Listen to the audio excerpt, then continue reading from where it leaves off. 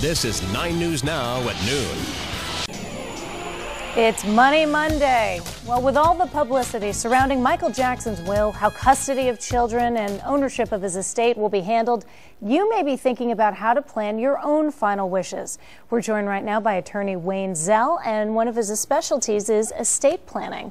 Now, Wayne, thanks for joining us. Thanks for having me. And to start with, when people are approaching maybe planning their final wishes, some of the things they should think about? Well, certainly one of the things that you don't want to put in your will is designation of where you want to be buried or how you want your body to be taken care of. That's one of the big mistakes that people do make, because it has to go through probate and it has to go through the court system. So it's very difficult to access your will, and by the time you do access the will or have power under the will to do something, it may be too late.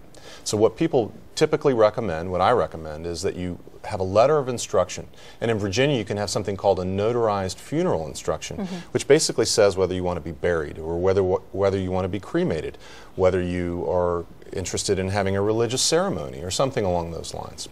And that way you find out that your needs are going to be taken care of. Absolutely, and it's easily accessible. Now, there's something called a pre-need funeral contract. Are those a good idea for folks to think about?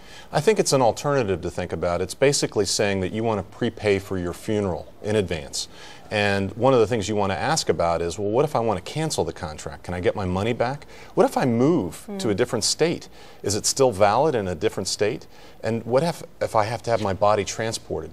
So some of those questions may not reveal good answers for you, and you should have your attorney review your pre-need funeral contract, because funerals are expensive. They may cost anywhere from $6,500 to $16,000, $20,000.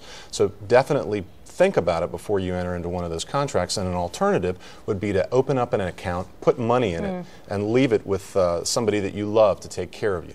Thank you, Wayne Zell, attorney, and for the tips. And now we go to Howard with a look at your 7-day forecast.